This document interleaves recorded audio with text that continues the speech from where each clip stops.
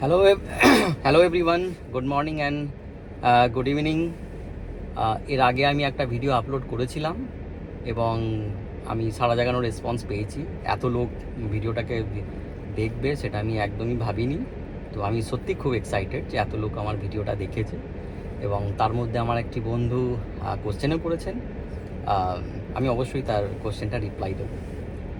তো আগের ভিডিওতে আমি বলেছিলাম যে বেশ কিছু মহান ব্যক্তিত্বর নাম বলেছিলাম যারা তাদের নিজস্ব ওপিনিয়ন দিয়েছেন রিলিজিয়ান বা গডকে নিয়ে, এবং আমি এটাও বলেছিলাম যে আমি কিছু এক্সাম্পল দিচ্ছি, পরবর্তীকালে আমি আরও এক্সাম্পল দেবো। তো আজকে শুধু আমি মাত্র এক দুটো নামের কথা বলবো না, আমি একটা বড় গ্রুপ, মানে সায়েন্টিস্ট, মানে কি পুরো সায়েন্টিস্ট কমিউনিটি অ্যাকচুয়ালি গড এবং রিলিজনকে নিয়ে কী ভাবে। তারপর আমি আসবো যে কান্ট্রি ওয়াইজ আমাদের এথিস্টের কী পার্সেন্টেজ অ্যাকচুয়ালি, কোন কান্ট্রি বেশি ভগবান বা রিলিজিয়াসের কে বিলিভ করে আর কোন কান্ট্রি করে না, তার একটা আমি পার্সেন্টেজ আপনাকে বলবো এই ভিডিওটাতে। আমার এই ভিডিওটা দেখার পর আপনি নিজেও ইন্টারনেট সার্চ করে দেখে নিতে পারেন। এখন তো চ্যাট জিপিটি অ্যাপ আছে, আপনি চ্যাট জিপিটিও তো সব নাম্বারগুলো আপনি পেয়ে যাবেন। তো শুরু করছি আমি সায়েন্টিফিস্ট কমিউনিটি দিয়ে। আমেরিকাতে একটা রিসার্চ সেন্টার আছে যেটা নাম হচ্ছে ফিউ রিসার্চ সেন্টার। এরা মাঝে মধ্যেই বেশ কিছু সার্ভে কন্ডাক্ট করে এবং সেই সার্ভে থেকে দেখে যে মোটামুটি সাধারণ পাবলিক এবং সায়েন্টিস্ট কমিউনিটি তাদের রিলিজিয়াস বা গড সম্পর্কে তাদের কি মতামত এবং কি ধারণা, তারা বিশ্বাস করে না করে না। এরকমই একটা সার্ভে ওরা অর্গানাইজ করেছিল, 1998 সালেও করেছিল এবং তার আগেও করেছিল। বেসিক্যালি ওরা মানে এই সার্ভেটা ওরা অনেকবারই করেছে। আমি এই দুটো সালের কথাই বলবো, কেন লাস্ট সার্ভে এই দুটো সালেই হয়েছিল। পাবলিক সার্ভেটা রিসেন্ট 2024 থেকে 2026 অবধি রেকর্ড আছে, কিন্তু সায়েন্টিফিক কমিউনিটি সার্ভেটা 1998এই হয়েছিল। তো এখন সায়েন্টিস্ট কমিউনিটি বলতে গেলে এখন সায়েন্টিস্টদের আবার ক্যাটাগরি আছে। আপনি সায়েন্টিস্ট হচ্ছে খুব একটা জেনারেল টার্ম, এখানে এই ক্যাটাগরিতে অনেক ধরনের সায়েন্টিস্টই আছে। তো তার আবার দুটো ক্যাটাগরি আছে, একটা হচ্ছে আপনার এলিট সায়েন্টিস্ট আর একটা হচ্ছে আপনার ধরুন জেনারেল সায়েন্টিস্ট আর কি। এলিট সায়েন্টিস্ট বলতে যেমন আপনি নিউটন বা অ্যালবার্ট আইনস্টাইন বা স্টিভ হকিংস বা নেল ডিগ্রাসে, টাইসন, এরা হচ্ছে বড় বড় সায়েন্টিস্ট আছে, তারা পড়ে। তো এই সার্ভেটার রেজাল্ট যদি আপনি জানতে চান, সেটা হলো এরকম: যারা হচ্ছে জেনারেল সায়েন্টিস্ট সেই ক্যাটাগরিতে সায়েন্টিস্ট ভগবানের উপর বিশ্বাস করে এরকম লোক পাওয়া গেছে আপনার 33%, ঠিক আছে। আর রেস্ট যে 67%, সেই 67% তারা সুপার পাওয়ার অর গডের ওপর বিশ্বাস করে। এরপর নাম্বারটা এলিট সায়েন্টিস্টদের ক্ষেত্রে কীরকম? এলিট সায়েন্টিস্টরা মোটামুটি অনলি 7% ভগবান বা রিলিজিয়াসের ওপর বিশ্বাস রাখে, আর রেস্ট 93% তারা ভগবান বা রিলিজিয়াসের ওপর বিশ্বাস রাখে না। তাহলে আপনি দেখতেই পাচ্ছেন, এবং এই ট্রেন্ডটা মানে এটা আমি কথা বলছি 1998-এর সার্ভের কথা। আজকে যদি সার্ভে করা হয় সেই নাম্বারটা আরও কমে আসবে। ভগবানের ওপর বিশ্বাসের করে এরকম সায়েন্টিস্টের নাম্বারটা আরও কমে আসবে। তার কারণ কেন আমি বলছি, এই সার্ভেটা আমি যেটা বললাম যে অনেকবারই হয়েছে, 3বার না 4বার হয়েছে। তো 1934 সালে যখন হয়েছিল তখন এলিট সায়েন্টিস্টদের ভগবানের ওপর বিশ্বাসের করতো, তার পার্সেন্টেজটা ছিল 27%। তারপরে একবার হয়েছে, সালটা আমার ঠিক মনে পড়ছে না, তো 27 থেকে সেটা হয়তো ওই 18% ছিল। এবং লাস্ট যেটা সার্ভে হয়েছিল সেখানে আপনি দেখতে পাচ্ছেন যে অনলি 7% সায়েন্টিস্টরা বিশ্বাস করেন যে ভগবান বা রিলিজিয়াস ভগবান বলে কিছু মানে ভগবান এক্সিস্ট করে।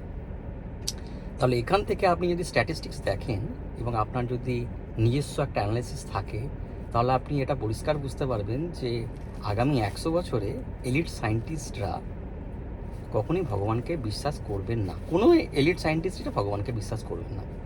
এটা আমার প্রেডিকশন, আমার analysis based on the record in past years.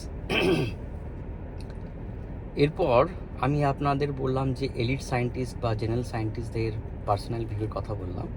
এরপর আপনি দেখুন সাধারণ মানুষ এখন কি ভাবছে, মডার্ন ট্রেন্ড কী। এখন আপনি যে এথিস্ট যে কথাটা শুনছেন, এটা কিন্তু আমি ছোটোবেলায় শুনি। এথিস্ট বা এথিসম বা ভগবানের ওপর বিশ্বাস না করা, এই সমস্ত জিনিসগুলো কিন্তু এখন বলতে পারেন আপনি মডার্ন কালচার অ্যাকচুয়ালি। এগুলো কিন্তু আমি আগে ছোটোবেলায় যখন আমি পড়াশোনা করেছি, বাবা মার কাছ থেকে সমস্ত রকম শিক্ষা পেয়েছি, তখনই কিন্তু কখনোই বাবা মা আমাদের শেখায়নি বা বলেনি যে ভগবান বলে কিছু নেই। কিন্তু কারণ হচ্ছে তারাও বিশ্বাস করতেন, এখনও করেন, তখনও করতেন। তখন এনভায়রনমেন্টটা অন্যরকম ছিল। 90s আমি 90s জন্মেছি, তো 90s কালচারে আপনি যদি ইন্ডিয়ান হয়ে থাকেন তাহলে মোটামুটি 100% লোকই তখন ভগবানের উপর বিশ্বাস করতো। এখন নাম্বারটা চেঞ্জ হচ্ছে, এখন আপনি অনেক ইন্ডিয়ান দেখতে পাবেন যারা এথিস্ট, যারা ভগবান বা রিলিজিয়াসের উপর কোনো বিলিভই করেন। হ্যাঁ, তো পয়েন্ট হচ্ছে আমি আপনাকে বললাম যে কান্ট্রি ওয়াইজ এই নাম্বারটা কীরকম। আপনি এই তথ্যগুলো জেনে একদম অবাক হয়ে যাবেন। আমিও হয়েছিলাম যখন ফার্স্ট দেখেছিলাম আর কি। তো নাম্বার 1 হচ্ছে চায়না। চায়নাতে আপনার 70 থেকে 90% লোক হচ্ছে গডের ওপর কোনো বিশ্বাস রাখে না।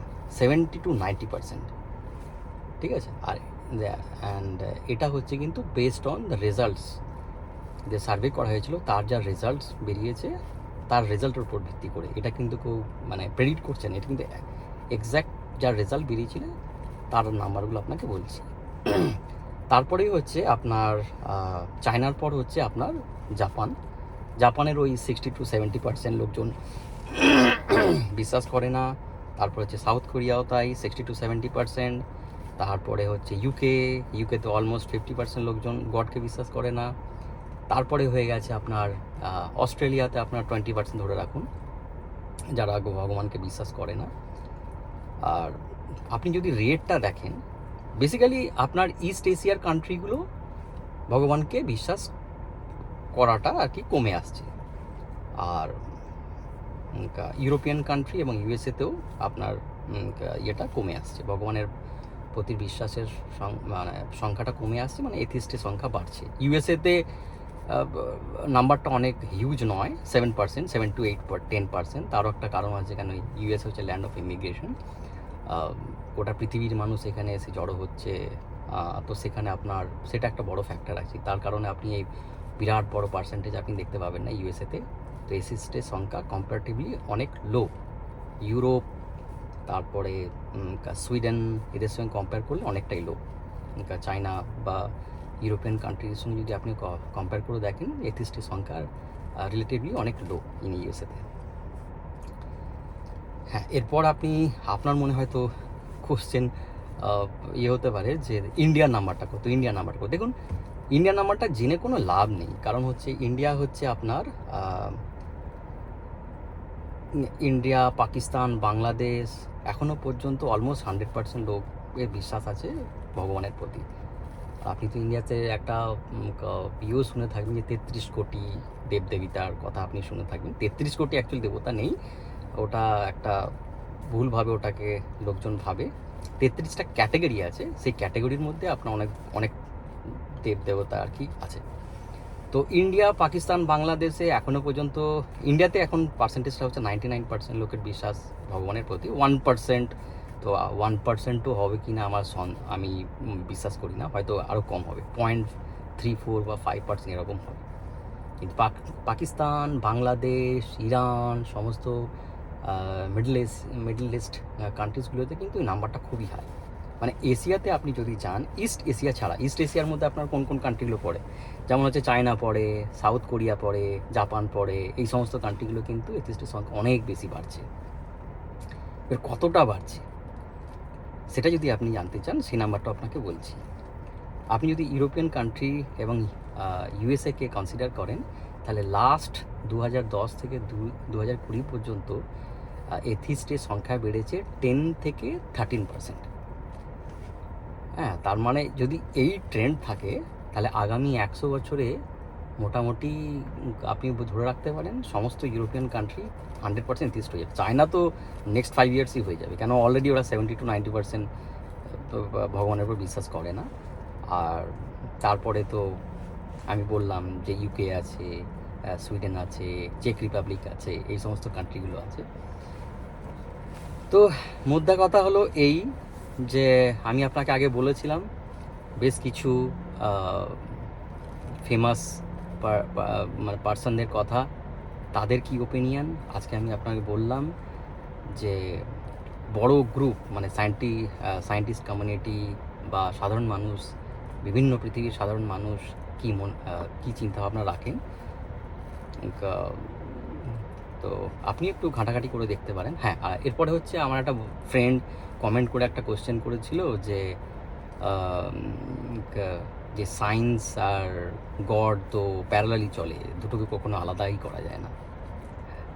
আমি তার উত্তর দিচ্ছি যে সায়েন্স যদি আপনি বলেন, যে কোনো একটা সায়েন্সের ডিসকাভারি আপনি যদি দেখেন, এর 3টে ফেজ থাকে। ফেজ 1 কী হয়, আপনি একটা কিছু ভাবলেন, মানে আপনার যেমন নিউটন ভেবেছিল যে আপেল গাছ থেকে মাটিতেই পড়ছে কেন, ওপর দিকে উড়ে যাচ্ছে না কেন, বা ডান দিকে চলে যাচ্ছে না কেন, বাঁ দিকে চলে যাচ্ছে না কেন, নিচেই কেন পড়ছে, তাহলে নিশ্চয়ই কিছু আছে যেটা আপেলটাকে অ্যাট্রাক্ট করছে। এটা একটা চিন্তাভাবনা, কিন্তু এটা হচ্ছে সায়েন্টিস্ট ডিসকাভারির ফার্স্ট স্টেপ। আপনার একটা নিজস্ব অ্যানালিসিস থাকবে, এবং সেই অ্যানালিসিসটাকে আর সেকেন্ড ফেজে কী হবে, আপনাকে সেটাকে ম্যাথামেটিক্যালি প্রুভ করতে হবে।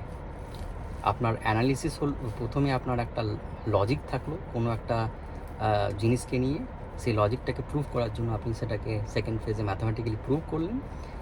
যে মুহূর্তে ম্যাথামেটিকে প্রুভ করলেন, তারপরে থার্ড আর ফাইনাল স্টেপ যেটা হয় সেটা হচ্ছে এভিডেন্স। আপনাকে এভিডেন্স দেখাতে হবে। আপনার খাতায় কলমে সব কিছু হয়ে গেল সেটা কিন্তু হবে না, আপনাকে এভিডেন্স দেখাতে হবে।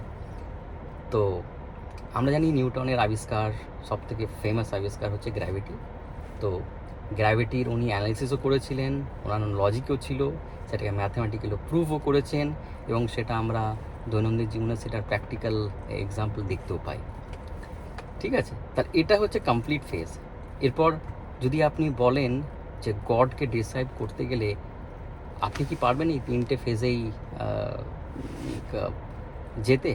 ফার্স্ট ফেজে আমার লজিক তো বলে না যে গড বলে কিছু আছে। ফার্স্ট ফেজটাই আমি বলবো যে ফেল হয়ে গেল। সেকেন্ড ফেজ হচ্ছে আপনার ম্যাথামেটিক্যাল প্রুফ, তো সেটাও আজ পর্যন্ত কেউ করতে পারেনি। আর লাস্ট ফেজের কথা তো আমি ভাবছিই না, প্র্যাকটিক্যাল এভিডেন্স সেটাও তো নেই।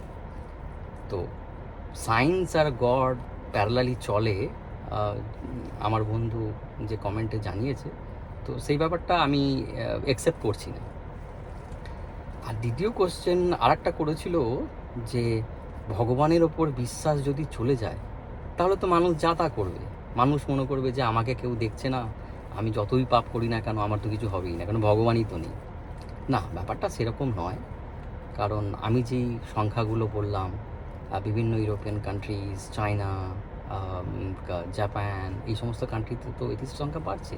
তাহলে কি মিডল ইস্ট কান্ট্রির সঙ্গে বা ইন্ডিয়া, পাকিস্তান, বাংলাদেশ, এই সমস্ত কান্ট্রির সঙ্গে কম্পেয়ার করলে কি সেখানে ক্রাইম অনেক বেশি হয়? ক্রাইম, খুন, রেপ কি বেশি হয়? হয় অপোজিট। দেখুন, মেন ব্যাপারটা হচ্ছে আপনার শিক্ষা। যদি আপনার শিক্ষা থাকে, যদি আপনার এডুকেশন থাকে, আপনার যদি লজিক থাকে, তাহলে এটা খুবই স্বাভাবিক, আপনি ক্রাইম ওইসব জিনিস তো করবেন না। প্রত্যেকটা কান্ট্রিতেই একটা নিজস্ব ইয়ে থাকে, সিস্টেম থাকে। সেই সিস্টেমে আপনি কিছু ভুলভাল কাজ করেন, আপনাকে ধরে জেলে ভরে দেবে। ঠিক আছে, তো সেটা খুব স্বাভাবিক যে আপনার মাথায় যদি বুদ্ধি থাকে, আপনার মাথায় যদি শিক্ষা থাকে, তাহলে আপনি কখনোই ভুলভাল কাজ করবেন না। এটা হচ্ছে এডুকেশনের ব্যাপার, এটা নয় ভগবান চিন্তাভাবনা আপনাকে রাখতে হবে তার জন্য নয়। কিন্তু যাই হোক, ভিডিওটা খুব বড় হয়ে যাচ্ছে, আমি এর থেকে আর বেশি কথা বলবো না। আপনারা সবাই খুব ভালো থাকবেন, এবং আপনারা সবাই আমার যে ভিডিওটা দেখেছেন তার জন্য আমি খুবই এক্সাইটেড, এবং সকলকে অসংখ্য ধন্যবাদ। ভালো থাকবেন।